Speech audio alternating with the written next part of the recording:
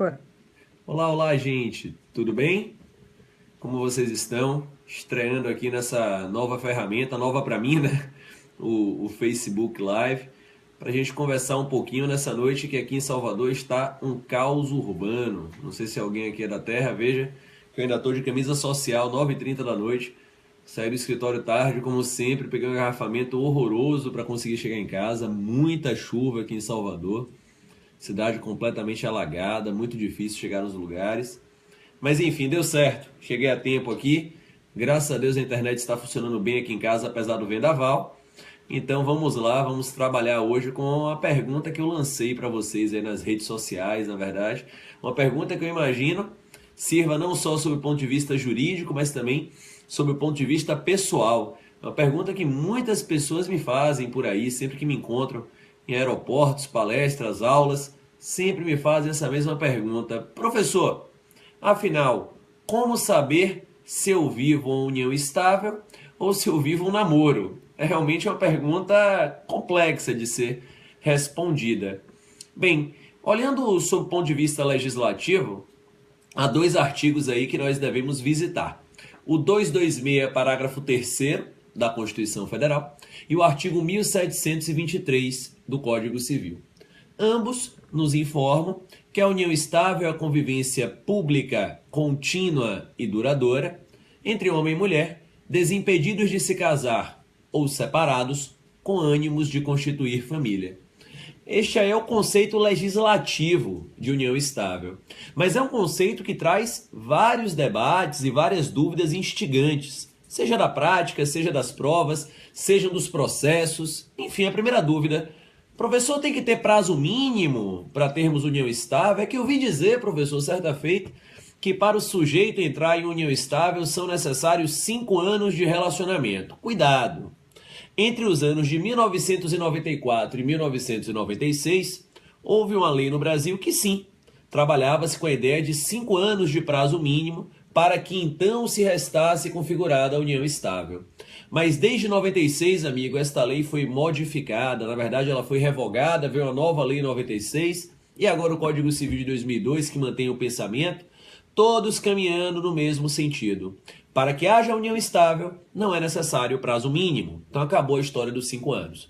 Eu costumo dizer que não é o uso capião da pessoa, é união estável. Então não tem esse papo que depois de 5 anos ela é minha ou ele é meu. Na verdade, não há mais essa questão desse prazo de 5 anos. Segunda dúvida relevante. Luciano, para ter união estável seria necessário morar junto? Não, não precisa. A súmula 382 do STF, 382, diz ser dispensável, repito, dispensável a mora uxória, morar sob o mesmo teto, para a configuração da união estável. É bem verdade que se você fizer a leitura da súmula em casa, você vai verificar que a súmula remete à dispensabilidade da mora uxória para a configuração do concubinato, mas a súmula está a se referir ao concubinato puro, que hoje é chamado de união estável. Então não precisamos morar sob o mesmo teto para termos uma união estável. Terceira dúvida. Professor, é preciso ter filhos? Não, não precisa. Nem o casamento civilmente objetiva a filiação, quiçá a união estável. Eu imagino que você aí, né, do outro lado da tela, assistindo aí essa nossa transmissão ao vivo, comece a ficar meio tenso, né? Porra. Luciano, convivência pública contínua e duradoura eu já tenho. Eu tô até no Facebook lá como namorando. Na verdade, isso eu já tenho, professor. Bem, não mora junto, mas não precisa. Não tem mais prazo de 5 anos, não precisa ter filho, afinal.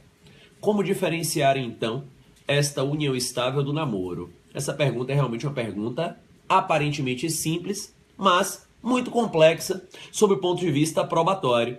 Talvez seja um dos temas que eu mais tenha contato nas ações de união estável do escritório e tenho ali me debruçado para produzir provas, seja a favor ou contra, a depender do lado do cliente, no que diz respeito a esta configuração.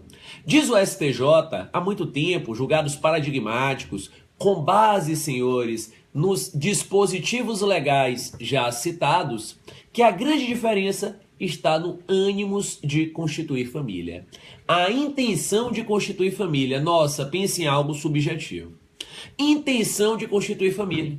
Costumo dizer que naquele dia que você bebeu, saiu da fase da euforia, entrou na melancolia, falou para ela: meu amor, quem sabe, entretanto, talvez, quiçá, podemos ter uma família. Talvez, amigo, naquele dia tenha se configurado o ânimo de constituir família. Realmente é algo muito subjetivo. Os indícios probatórios irão nos autos dar o norte. Tem conta conjunta? Não precisa, mas se tiver, amigo, é um grande indício. Moram juntos? Não precisa, mas se morar, eu costumo dizer, é caixão e vela, né? Vai ser muito difícil da gente desconfigurar essa união estável. Tem filhos? Não precisa, mas se tem filhos, já é o outro grande indício. São noivos, estão preparando um casamento, são socialmente reconhecidos como um casal, recebem convites de casamento, convites de batizado, convites de 15 anos em nome de ambos, ou vem lá, fulano de tal e senhora, ou fulana de tal e senhor. Vejam, todos estes são indícios que irão compor o arcabouço probatório do convencimento do magistrado. Então, estes indícios probatórios são muito importantes para a verificação da configuração ou não desta união estável. Viagens do casal, fotos em outros países, em momentos sociais, tudo isso serve para a configuração da união estável. Luciano, pois bem, imagine que eu vivo uma união estável, Luciano, mas eu vejo que pelo Código Civil e pela Constituição Federal, a união estável tem um caráter heterossexual, afinal de contas, tanto o Código Civil quanto a Constituição Federal fala na convivência pública contínua e duradoura entre homem e mulher. Se for um enlace homoafetivo, ou união livre, como chamam muitos por aí, não seria possível então a configuração da união estável? Senhores, o STF há muito, através da DPF 132, oriunda do Estado do Rio de Janeiro, já consignou que a união homoafetiva eu aplicarei por analogia as regras da união estável. É o que nós chamamos em direito civil de uma analogia jurídica ou analogia iuris. Eu pego todo o arcabouço normativo que diz respeito à união estável e por analogia alcanço a união homoafetiva. Amigos, a união homoafetiva hoje, ela então, por analogia sim, se submeterá ao regramento relacionado à união estável. Então tudo aquilo que eu disse até então acerca da união estável, você pode transpor para a união homoafetiva. Uma vez em união estável, regime de bens na regra geral, artigo 1725, será o regime da comunhão parcial, salvo contrato por escrito, em sentido contrário. Por escrito. Pode ser escrito público ou pode ser escrito particular, mas basta que o contrato seja por escrito. Este contrato, a doutrina denomina de contrato de convivência, que é um contrato em que as pessoas que convivem elegem acerca do seu regime de bens. Apesar, companheiro, da norma exigir apenas o contrato escrito, chama a atenção que aconselha-se que este escrito seja público, que você vá até um tabelionato e perante um notário lavre uma escritura pública de contrato de convivência, para que não haja nenhuma discussão ou divergência acerca de coações, vícios de consentimento e aí por diante. O ato ele estará revestido de uma carga publicizada e uma carga, eu diria, de certeza, honestidade maior. Ok, gente? Beleza? Vimos aí então o que é a união estável, como diferenciá-la do namoro, verificamos aí as consequências da união estável sob o ponto de vista patrimonial. Uma pergunta vez por outra minha é feita. Luciano, agora que eu já sei diferenciar a união estável do namoro, eu percebo que a diferença está, Luciano, no ânimo de constituir família, eu tive uma grande ideia. Amanhã de manhã eu vou acordar, pegar o meu amado ou a minha amada, levar até um tabelionato e vou dizer para ela ou para ele: meu amor, eu te amo tanto, tanto, tanto, tanto, tanto, que vim aqui hoje neste tabelionato lavrar uma escritura pública para dizer que o nosso relacionamento é um mero namoro.